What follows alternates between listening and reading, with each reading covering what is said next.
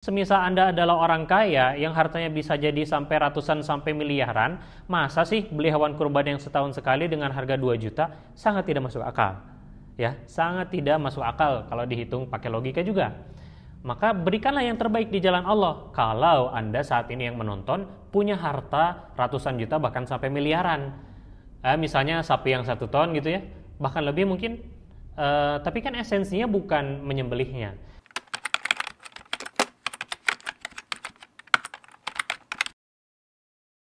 Bismillahirrahmanirrahim. Assalamualaikum warahmatullahi wabarakatuh.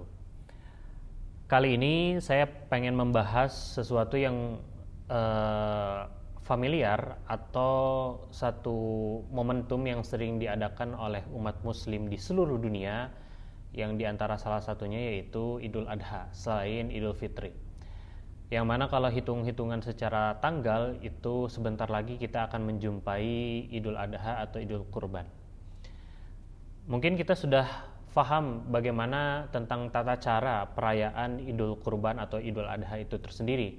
Di masing-masing daerah atau wilayah sama menyembelih hewan kurban, baik itu kambing, sapi, domba, ataupun beberapa daerah ada yang kerbau sampai unta gitu. Tapi apakah kita sudah benar-benar mengetahui filosofi atau makna yang mendalam perihal kurban atau Idul Adha itu tersendiri? Kalau belum, lantas bagaimana sebenarnya cara yang tepat untuk kita memaknai Idul Adha atau Idul Kurban itu tersendiri?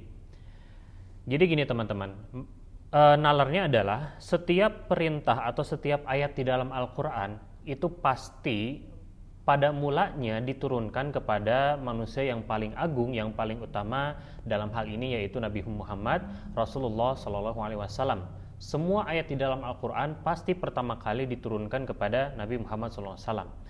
Itu berarti ketika Rasul atau Nabi menerima wahyu atau firman Allah atau perintah-perintah Allah yang di dalam Al-Quran itu, maka beliau pula lah yang pertama kali mengamalkan atau mengajarkan daripada seluruh ayat-ayat di dalam Quran tersebut. Maka kalau kita memahami dan kita meyakini, mengimani bahwasanya perintah kurban itu tercantum di dalam Al-Quran, misalnya tercantum di dalam surat Al-Kautsar, Allah berfirman, A'udzubillahi minasyaitonirrajim, Bismillahirrahmanirrahim, Inna a'tainakal kautsar fasholli lirabbika wanhar. Sesungguhnya Allah telah memberikan nikmat yang banyak kepadamu wahai Muhammad, maka kata Allah, fasholli lirabbika wanhar, dan sholatlah dan kemudian berkorbanlah atau berkurbanlah, inna syani'aka huwal abtar, dan selesai. Nah, ini jadi salah satu ayat yang beberapa ustadz atau ulama sering cantumkan ketika membahas kurban atau Idul Adha di konteks pengorbanan itu tersendiri. Balik lagi ke bagaimana kemudian nalar ketika satu ayat atau satu perintah dari Allah turun kepada Nabi Muhammad, yang pasti Nabi Muhammad SAW mengamalkannya terlebih dahulu. Ayat yang lain berbicara ketika, atau kita mungkin sudah mengetahui bahwasanya sejarah kurban itu tidak terjadi dari kehidupan atau zaman Nabi Muhammad SAW, tapi justru ajaran kurban atau syariat kurban turun-menurun daripada nenek moyang Nabi Muhammad SAW itu tersendiri. Dalam hal ini yaitu Nabi Ibrahim alaihissalam.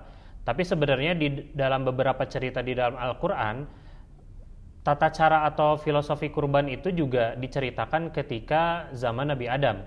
Misalnya ketika konteks peristiwa Habil dan Qabil saling berebut untuk kemudian ingin menikahi perempuan yang mereka sukai, kemudian Allah men-challenge, Allah menantang untuk masing-masing daripada mereka untuk memberikan pengorbanan terbaiknya karena mereka ingin menikahi perempuan.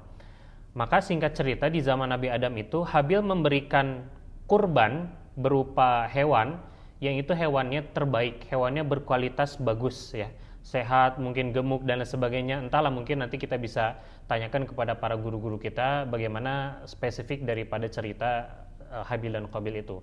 Sebaliknya, Qabil ketika di-challenge atau dimintai pengorbanan, Qabil hanya memberikan produk bumi yang jelek gitu ya. Dalam hal ini tanaman. Qabil memberikan tanaman-tanaman yang jelek, yang busuk, yang kurang berkualitas.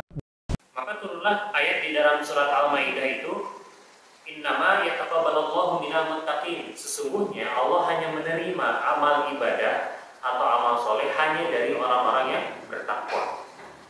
Kita bisa ambil dua kata kunci, pengorbanan dan takwa.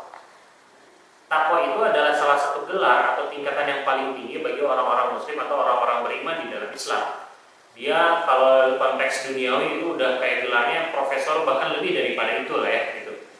Nah kata Allah itu hanya menerima amalan-amalan ibadah kita itu ketika si orang itu adalah bertakwa. Ketika kita melihat atau mendengar cerita Habil yang mengorbankan apa yang dia miliki dengan pengorbanan yang terbaik, hewannya bagus, hewannya sehat, gemuk, dan kualitas-kualitas lainnya yang baik, maka Allah menerima pengorbanan dari Habil tersebut, dan Allah menolak justru pengorbanan dari Qabil yang mana produk bumi atau yang dia korbankan yang jelek-jelek. Itu singkat cerita di zaman Nabi Adam. Loncat ke zaman Nabi Ibrahim alaihissalam, ketika misalnya di surat As-Saffat itu Nabi Ibrahim kemudian bermimpi, yang mana mimpi ini kemudian datang dari Allah. Di dalam mimpi itu Nabi Ibrahim diperintahkan untuk menyembelih anaknya sendiri, yaitu Nabi Ismail alaihissalam.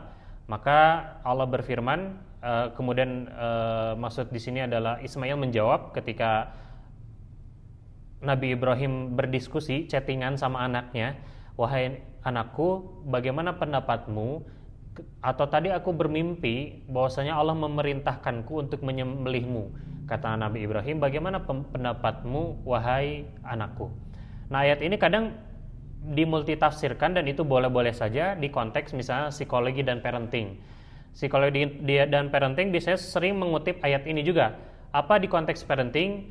Ternyata komunikasi dua arah meminta pendapat antara seorang ayah dan anak itu terjadi juga di zaman Nabi Ibrahim, dan Nabi Ibrahim mencontohkannya ketika Nabi Ibrahim mendapatkan mimpi untuk menyembelih anaknya. Tapi itu filosofi atau tafsiran di sisi parenting dan psikologis. Yang kita pengen pelajari kan di esensi kurbannya itu tersendiri. Maka Nabi Ismail menjawab, ya abati, if'al tu'mar, satajiduni insyaallahu minas sabirin. Wahai ayahku, kerjakanlah atau lakukanlah apa yang Allah perintahkan kepadamu, satajiduni insyaallah minas sabirin. Insyaallah aku termasuk dalam golongan orang-orang yang sabar. Dan di dalam surat Al-Imran ayat 10 ayat 14 sampai 18, orang-orang yang sabar itu adalah orang-orang yang bertakwa. Nah, tapi jauh sebelum Nabi Ibrahim diperintahkan untuk menyembelih anaknya, dalam hal ini Nabi Ismail, Nabi Ibrahim itu sangat berkorban dalam hidupnya. Beliau berdakwah kepada ayahnya yang membuat dan menyembah berhala atau patung. Sehingga kita pernah mendengar cerita Nabi Ibrahim menghancurkan banyak patung waktu itu dan menyisakan yang paling besar. Kemudian dipanggil gitu ya, disuruh menghadap oleh ayahnya, kepada ayahnya. Kemudian ditanya, ada dialog daripada ayah dan anak, ayah Nabi Ibrahim dan Nabi Ibrahim. Kenapa engkau melakukan dan menghancurkan patung-patung ini? Kenapa engkau melakukan ini? Apa kata Nabi Ibrahim? Tanyakan saja kepada patung yang paling besar kalau kamu benar-benar menyembahnya gitu ya. Terus ada dialog lain misalnya, kenapa engkau menyembah sesuatu yang tidak bermanfaat atau bahkan tidak memberikan manfaat atau bahkan tidak bisa memberikan mudarat kepadamu gitu ya. Nah, ini sebenarnya dialog akal, dialog logika dari Nabi Ibrahim dengan ayahnya. Kemudian Nabi Ibrahim juga sempat sempat dibakar hidup-hidup ya, dimasukkan ke dalam api yang sangat membara oleh raja yang zalim pada waktu itu. Kemudian Nabi Ibrahim ketika puluhan tahun atau ratusan tahun mungkin ya, menunggu buah hatinya yang sangat beliau idam-idamkan, kemudian satu waktu alhamdulillah Allah ijabah lahir anak yang paling dia tunggu-tunggu, yaitu Ismail. Selepas daripada baru saja lahir, ketika Ismail masih kecil, Nabi Ibrahim diperintahkan untuk meninggalkan anak dan istrinya waktu itu di sebuah padang pasir, sebuah gurun yang sangat jauh daripada peradaban, sangat jauh daripada akses informasi lah, jelas lah ya, akses kendaraan jelas, di padang pasir di tengah-tengah terik matahari, Nabi Ibrahim disuruh untuk meninggalkan anak dan istrinya. Padahal anaknya waktu itu masih baby, masih balita. Disuruh langsung meninggalkan anaknya. Itu ujian Nabi Ibrahim yang lain. Kemudian Nabi Ibrahim berdakwah ke banyak benua, salah satunya ke tempat Nabi Lut diutus gitu ya, di negeri kaum Sodom ya, di Laut Merah. Nabi Ibrahim pergi ke sana, tapi Nabi Ibrahim kemudian putar arah atau nggak lama di negeri Sodom itu, karena Nabi Ibrahim diberitahu bahwasanya di negeri situ sudah ada Nabi Lut gitu ya, yang sudah menjalankan tugas dan fungsinya. Nabi Ibrahim kesana kemari berjalan kaki menjelajahi benua dunia untuk berdakwah, menyebarkan atau menegakkan kalimat tauhid atau kalimat la ilaha illallah, kalimat tauhid. Maka di antara semua pengorbanan itu, semua perjuangan itu, semua perjalanan itu, sampailah di satu titik, di satu momen ketika Nabi Ibrahim alhamdulillah dipertemukan lagi dengan anaknya yaitu Ismail di Mekah. Dan kemudian Allah menceritakan di situ, Allah memerintahkan kepada Nabi Ibrahim dan Nabi Ismail untuk membangun kembali Mekah ya, membangun kembali Mekah karena waktu itu Mekah kebanjiran, sehingga beberapa bangunan atau part-part daripada Mekah harus dibangun ulang, ditinggikan gitu. Nabi Ibrahim dan Nabi Ismail bekerja keras, bekerja bakti dengan Nabi Ismail untuk membangun kembali Mekah. Satu waktu balik lagi ke As-Saffat ayat 102, Nabi Ibrahim diberikan mimpi untuk menyembelih anaknya Ismail yang paling beliau cintai, yang paling beliau tunggu-tunggu, yang paling beliau harap-harapkan untuk menjadi penerus estafet dakwah daripada Nabi Ibrahim alaihissalam. Tapi apa? Kalimat pertama kali yang keluar daripada anaknya, if'al, lakukanlah apa yang Allah perintahkan. Ini berarti Nabi Ibrahim sangat menaati perintah Allah tanpa tapi dan tanpa nanti. Demikianlah pula Nabi Ibrahim yang ketika diperintahkan Allah untuk menyembelihnya, beliau tidak bertanya-tanya, why, kenapa saya harus melakukan ini? Bukankah anak yang saya cintai ini adalah anak yang paling saya tunggu-tunggu, anak yang saya doa-doakan, yang kemudian bakal melanjutkan estafet dakwah saya. Tapi mengapa engkau memerintahkanku untuk menyembelih anakku ini? Nabi Ibrahim tidak berkata demikian, tapi Nabi Ibrahim meyakini, mengimani dulu, mentaati dulu. Kemudian Nabi Ibrahim berdiskusi dengan Nabi Ismail, bagaimana pendapatmu jika aku menyembelihmu? Ini luar biasa. Di dalam pengorbanan itu ada ketaatan, dan tidak terjadi atau tidak muncul ketaatan kecuali dengan pengorbanan. Maka di momentum yang sebentar lagi Idul Adha atau Idul Kurban ini, kalau kita pengen dapat gelar takwa, dan itulah esensi daripada kurban atau Idul Adha itu tersendiri, tercantum juga di dalam surat Al-Hajj ayat misalnya ayat 37 ya.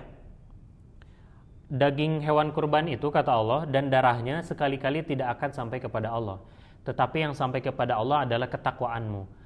Maka substansi daripada menyembelih hewan kurban itu adalah ketakwaan. Maksudnya apa sih?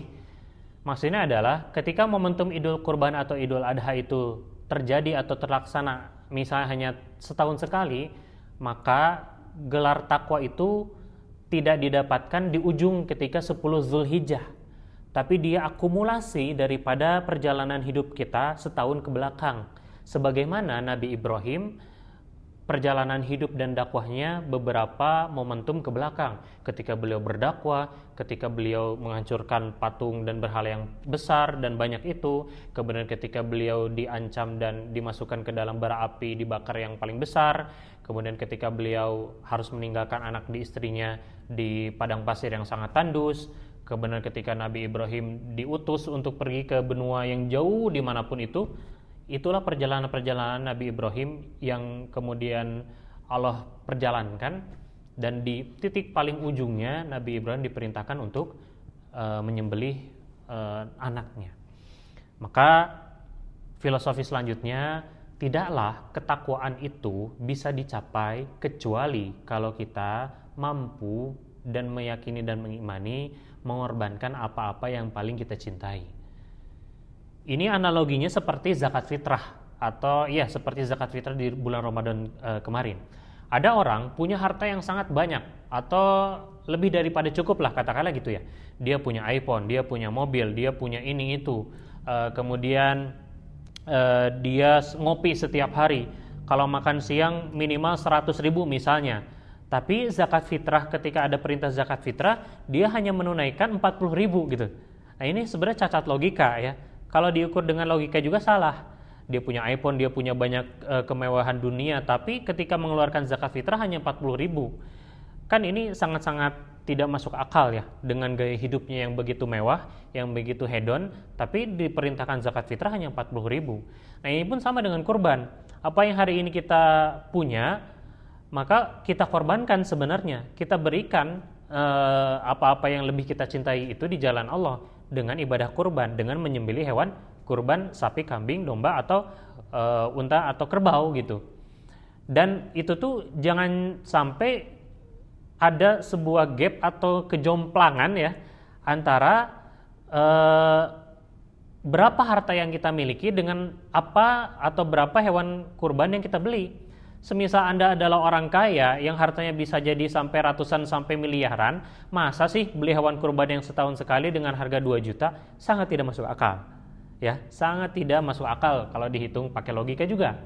Maka berikanlah yang terbaik di jalan Allah. Kalau Anda saat ini yang menonton punya harta ratusan juta bahkan sampai miliaran, misalnya sapi yang 1 ton gitu ya, bahkan lebih mungkin, tapi kan esensinya bukan menyembelihnya.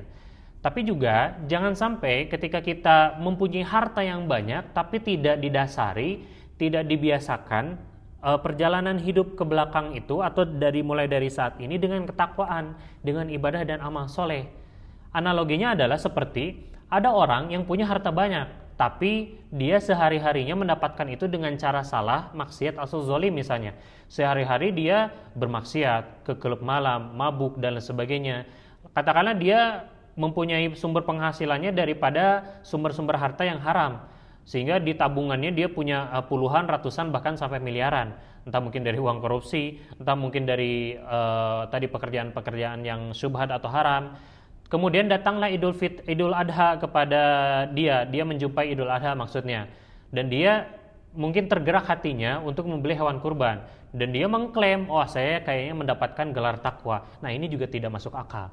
Orang setahun perjalanan ke belakang melakukan atau beraktivitas sehari-harinya dengan mohon maaf maksiat, dosa, zolim dan banyak hal. Tapi ketika dia menjumpai bulan Zulhijjah kemudian dia berkurban, dia mengklaim diri sendirinya, kayaknya saya dapat takwa deh, kayaknya saya paling dekat dengan Allah. Nah ini juga cacat logika, salah banget. Takwa itu nggak bisa didapat dengan secara instan. Takwa itu harus dilalui dengan proses yang panjang. Di konteks kurban berarti perjalanan setahun ke belakang menentukan bagaimana dan apa takwa yang bisa kita dapatkan ketika nanti 10 Zulhijjah. Jadi kalau kita pengen dapat gelar takwa, dan diantara salah satu takwa benefitnya itu وَمَن يَتَّقِ اللَّهَ يَجْعَل لَّهُ مَخْرَجًا وَيَرْزُقْهُ مِنْ حَيْثُ لَا يَحْتَسِبُ. Barang siapa yang punya takwa dan bertakwa kepada Allah, maka Allah akan memberikan dia rezeki dari arah yang tidak disangka-sangka. Kemudian dalam perspektif lain adalah orang takwa itu orang-orang yang dekat dengan Allah, orang takwa itu orang-orang yang amal ibadahnya lebih diterima oleh Allah. Maka itu tidak hanya ditentukan dengan kita menyembelih hewan kurban atau membeli hewan kurban, entah itu berapapun harganya, 2 juta, 3 juta, bahkan sampai sapi yang belasan juta, tidak ditentukan daripada itu. Takwa itu ditentukan dari perjalanan setahun ke belakang kita sudah ngapain. Apakah kita optimal dalam amal soleh dan ibadah atau belum? Kalau belum, maka optimalkan. Masih ada waktu sebelum 10 Zulhijjah. Kalau sudah, kayaknya nggak ada deh yang mengklaim kayaknya saya sudah optimal. Enggak. Semua orang pasti belum optimal dalam mengupayakan amal soleh dan ibadahnya. Maka sebelum maut menjemput, sebelum 10 Zulhijjah kita jumpai, optimalkanlah amal soleh dan ibadah kita sehingga sempurnalah kita ketika menjumpai 10 Zulhijjah. Tapi kesempurnaan ini juga jadi berkebalikan ya. Kesempurnaan takwa itu hanya bisa dicapai dengan praktek menyembelih kurbannya. Jadi kita amal ibadah setahun ke belakang beramal soleh, konsisten, istiqomah. Ya mungkin ya manusia itu kan nggak bisa terlepas daripada dosa, wajar lah ya. Karena kita kan bukan nabi gitu, namanya juga manusia. Tapi kita mengupayakan untuk bertaubat, kita mengupayakan untuk meminta ampun, meminta maaf kepada Allah. Setahun ke belakang kita terus beramal soleh.